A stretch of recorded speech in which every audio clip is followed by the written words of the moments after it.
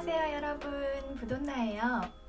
오늘 시간은 전편에 이어서 소속공인중개사 준비 과정으로 여러분께 다시 돌아왔습니다. 좀 지식을 쌓아보면 좋겠다라는 생각으로 이 편을 준비하게 되었는데요.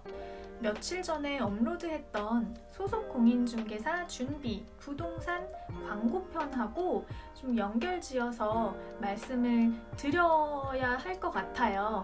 그래서 제 영상을 못 보셨다면 요 위에 링크를 첨부하겠습니다. 한번 확인 부탁드리고요. 홈 스타일링과 집안의 인테리어에 대한 관심이 또 굉장히 높아졌잖아요, 여러분. 인테리어, 어떤 자재에 대한 부분으로 여러분께 말씀을 드려볼까 해요. 자, 그렇다면 집 안에서 신체에 가장 많이 닿는 곳이 어딜까 한번 생각해 보신 적이 있으실까요? 바로 바닥이에요. 말씀하셨나요? 바닥에서 계속 붙어서 생활하잖아요. 그래서 오늘은 이 바닥이 어떤 종류로 또 어떤 장점을 갖고 있고 또 다양하게 어떤 자재로 쓰여져서 인테리어에 또 효과를 주고 있는지 그것에 대해서 좀 간단하게 저하고 같이 알아보실게요.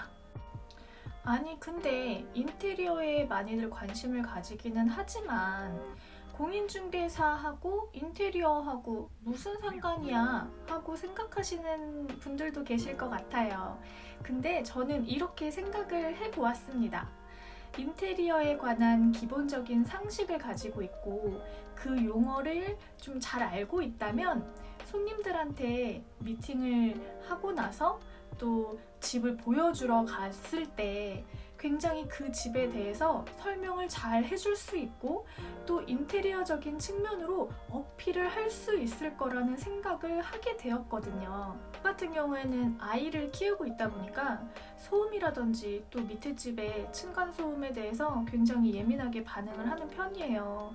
또 아이들이 어쩔 수 없이 뛰어다니고 그렇게 또 코로나 때문에 집안에서 생활하는 그 시간들이 많다 보니까 굉장히 또 죄송하고 신경이 쓰이더라고요. 그래서 바닥 자재가 또 그 소음에 얼마나 강한 부분을 갖고 있는지에 대해서도 한번 어필할 수 있는 부분이 되지 않을까. 이것은 아는 것과 모르는 것의 차이가 또 굉장할 수 있겠다라는 생각이 들었습니다. 제가 오늘 가지고 온 바닥 자재의 종류는 총 5개예요. 포세린 타일, 그 다음에 폴리싱 타일, 그리고 천연 대리석, 인조 대리석, 그리고 마루에 대한 부분으로 갖고 왔는데요. 먼저 포세린 타일과 폴리싱 타일의 사진을 한번 보실게요. 여기 사진을 보시면 포세린 타일은 굉장히 광택이 없어요. 그리고 폴리싱 타일은 광택이 되게 많은 편입니다. 이렇게 큰 차이는 이 광택의 유무 차이라고 볼 수 있을 것 같고요. 그렇게 구분을 하시면 또 수월하게 설명도 가능하시고 알아보시기도 편하시겠죠? 포세린 타일의 장점과 단점을 먼저 살펴볼게요. 간략하게 설명하고 또 넘어가도록 하겠습니다. 일단은 정갈하고 심플한 아주 심미적인 그런 부분에서 좀 우수한 편이고요. 강도가 가지고 있는 또 그런 부분들이 좋고 내구성도 좋대요. 그래서 변형이라든지 이런 부분에서는 굉장히 강한 부분을 갖고 있다고 합니다.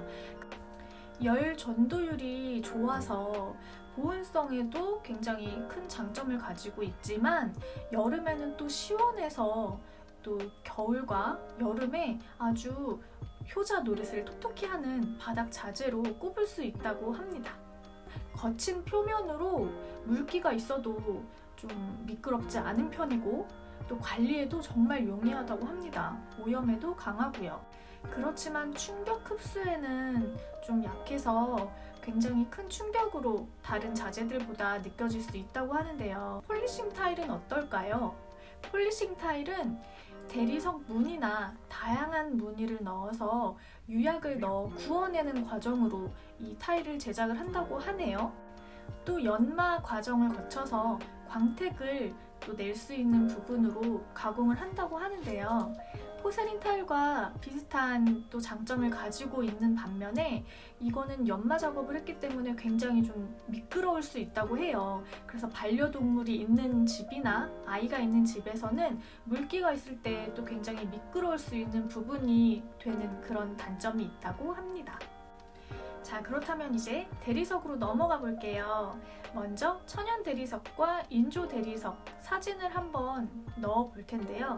확인하실 수 있을 겁니다. 천연 대리석은 뭔가 자연 그대로가 주는 어떤 자연미, 그리고 이것은 인공적으로 표현할 수 있는 부분이 아니라고 해요. 왜냐면 자연 그대로의 천연이기 때문에. 그래서 이거는 아주 특화성, 그리고 희소성의 가치가 있는 부분으로 대리석을 또 사용하시는 분들이 계실 텐데, 일단은 비용도 비싸고 자잘한 숨구멍이 있어서 오염에는 좀 취약하다고 하네요. 그리고 일단은 고가의 그 자재가 되다 보니까 관리적인 측면에서는 좀 어려움이 또 있을 수 있겠고요. 그리고 갑자기 뜨거운 열을 가하게 되면 균열이 생길 수가 있다고 하더라고요. 그래서 그 부분에 대한 또 지식을 갖고 있다면 그 대리석을 관리하는데 조금 수월할 거라는 생각도 합니다. 인조 대리석은 어떨까요? 굉장히 기술이 좋아져서 요새는 천연과 인조를 좀 구분하기 힘들 정도로 그렇게 표현을 하고 있다고 하네요. 근데 이거는 시간이 지날수록 좀 광택도 사라져가고 또 오염에도 상대적으로 천연 대리석보다는 강하지만 아무래도 취약한 부분이 있다고 해요. 천연 대리석처럼 내열성에 좀 취약하다고 하네요.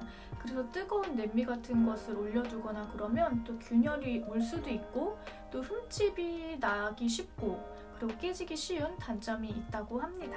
천연 대리석보다는 그래도 비용적으로 또 강점이 있다는 거, 이렇게 자재를 또 알아봤고요. 이번에는 마루 쪽으로 한번 넘어가서 살펴보도록 하겠습니다. 기존의 구축으로 지어진 집에는 마루 그리고 장판 이렇게 많이들 사용이 되었을 거예요. 그런데 이 마루들이 가지고 있는 또 장점과 단점이 있다고 하는데요. PVC 장판을 먼저 살펴볼게요. 굉장히 예전에는 많이 사용이 됐고 비용적으로 단가가 많이 저렴해서 많이들 사용하셨다고 하네요. 그런데 내구성에는 많이 취약하고 가구의 찍힘이라든지 잘 쉽게 찢어지는 그런 단점이 있어서 요새 들어서는 잘 선호하지 않는 자재가 되었다고 합니다. 그리고 이어서 강화 마루에 대해서 말씀드려 볼 텐데, 강화 마루는 외부 충격에 상당히 강한 그 강점을 가지고 있다고 해요. 그런데 열 전도율, 그 보온, 난방의 그 부분에서는 좀 취약성을 가지고 있고 보행 시에 아무래도 소음이 커서 아이가 있는 집에서는 강화 마루의 선택을 조금 피하셔라 라는 조언도 할 수 있을 거고, 그리고 만약에 땅을 사서 집을 지으시려고 하는 고객님이 또 계실 수 있잖아요. 그래서 인테리어 쪽으로 또 그런 지식이 있다면 고객분한테 또 이렇게 설명을 해줄 수 있는 부분이 될 수도 있을 것 같은 거예요, 여러분. 자, 강화마루에 이어서 강마루에 대해서 또 설명드려 볼게요. 강마루는 강화마루가 가지는 그 단단한 장점을 살려서 만들어진 자재라고 하는데요. 강마루가 강화마루랑 많이들 헷갈려 하신다고 하네요. 대리석, 인조 대리석도 많이 헷갈려 하실 거고, 그리고 이런 마루의 자재들에 대해서도 또 헷갈리는 부분이 있을 텐데, 이렇게 육안으로 구분할 수 없는 부분이라면 집주인 분들한테 정확하게 그거를 여쭤봐서 또 어필할 수 있다면 갖고 있는 지식과 함께 더 시너지의 효과를 낼 수 있지 않을까요? 요새 굉장히 많은 공부를 하고 있어요. 제가 소속 공인중개사가 되기 위해서 준비를 한다고 하지만 또 이렇게 영상을 찍고 있으니 여러분들께 조금이나마 도움이 될 수 있는 영상이 무엇일까 하고 고민하고 또 생각하게 되더라고요. 그래서 오늘도 이렇게 여러분께 조금의 도움이 될 수 있지 않을까 하는 그 기대와 소망을 담아서 제작하게 되었습니다. 좋아요와 구독으로 저에게 응원과 격려를 부탁드리겠습니다. 여러분들이 부동산 전문가가 되는 그날까지 부돈나가 함께 할게요. 다음 영상에서 만나요. 안녕!